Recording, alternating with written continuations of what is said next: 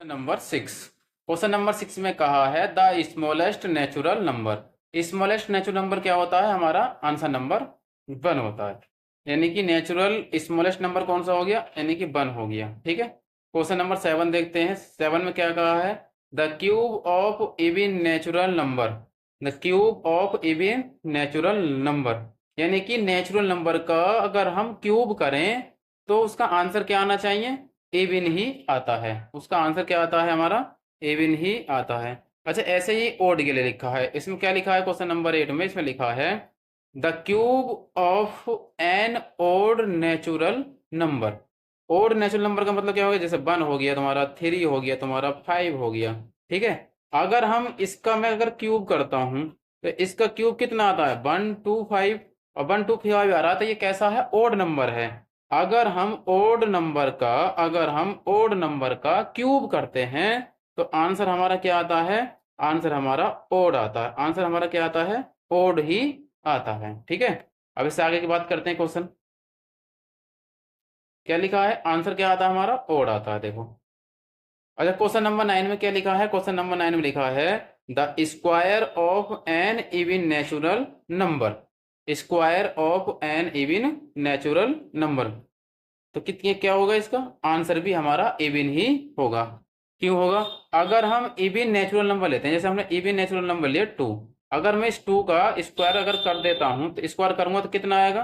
2 का स्क्वायर कितना आता है? 2 का स्क्वायर आता है 4। और 4 कैसा नंबर होता है हमारा? इवन नंबर होता है।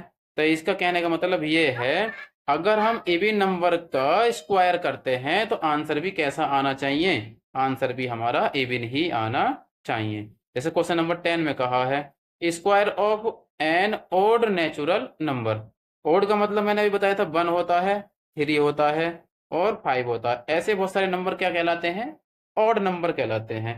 अगर मैं 3 का स्क्वायर करूं, अगर मैं 3 का स्क्वायर करूं, 3 का स्क्वायर कितना होता है? 3 का स्क्वायर 9 होता है। 9 कैसा आया है? 9 ऑड होता है। 9 कैसा नंबर है हमारा? 9 ऑड नंबर है। जब 9 ऑड नंबर है तो आंसर भी क्या आना चाहिए? आंसर भी हमारा ऑड ही आना चाहिए। तो कहने का मतलब ये हुआ, अगर इवन नंबर का हम स्क्वायर करते हैं तो आंसर क्या आता है? इवन आता है।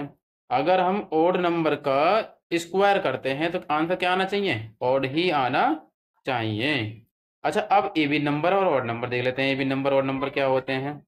हमारा इवन नंबर क्या होता है? इवन नंबर होता है 0 से स्टार्ट होकर के। 0, 0 में 2 जोड़ेंगे 2 आएगा। 2 में फिर 2 जोड़ेंगे क्या आएगा? 4। 4 फिर 6 फिर 8 फिर 10 फिर 12 डॉट डॉट डॉट डॉट, ऐसे ही नंबर ये चलते रहते हैं। तो जो 2 के टेबल से कट जाएं वो सभी नंबर क्या कहलाते हैं? हमारे इवन नंबर कहलाते हैं। और जो 2 के टेबल से नहीं कटते हों वो क्या कहलाते हैं? हमारे ओड नंबर कहलाते हैं। देखो, इसमें ऐसा कोई भी नंबर नहीं है जो 2 के टेबल से डिवाइड हो जाए, तो इसलिए क्या कहलाएंगे? ओड नंबर कहलाएंगे। और ये इसमें देखो, ये सारे नंबर 2 के टेबल से डिवाइड हो रहे हैं। देखो, 2 भी 2 के टेबल में आता है, 4 भी 2 के टेबल में आता है और 14 भी 2 के टेबल से डिवाइड हो जाता है। जो 2 के टेबल से डिवाइड हो जाए वो इवन नंबर, 2 के टेबल से डिवाइड ना हो, जो 2 के टेबल से डिवाइड ना हो वो क्या कहलाते हैं? ऑड नंबर कहलाते हैं। ठीक। अच्छा, क्वेश्चन नंबर 13 में क्या है? क्वेश्चन नंबर 13 में है, हमसे पूछा है कि बताइए कि सबसे छोटा स्मॉलेस्ट इवन नंबर कौन सा होता है? तो स्मॉलेस्ट इवन नंबर क्या मानते हैं हम? 0 को मान लेते हैं। कुछ लोग क्या मान लेते हैं? कुछ लोग 2 को भी इवन नंबर मान लेते हैं। 2 को छोटा से छोटा इवन नंबर मान लेते हैं। ठीक है। 0 भी मान सकते हैं और 2 को भी सबसे छोटा स्मॉलेस्ट इवन नंबर मान लेते हैं। ठीक है। अब हमसे पूछा क्या है क्वेश्चन नंबर 14 में?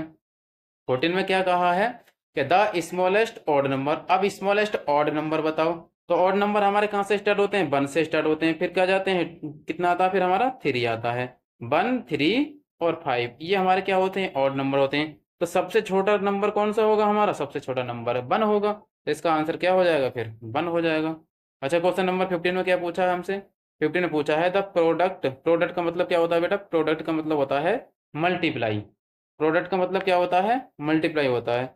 ये इन्होंने कहा है अगर हम ऑड नंबर और इवन नंबर की हम क्या करते हैं? मल्टीप्लाई करते हैं। जैसे मैंने इवन ऑड नंबर ले लिया 3 और इवन नंबर ले लिया मैंने 2।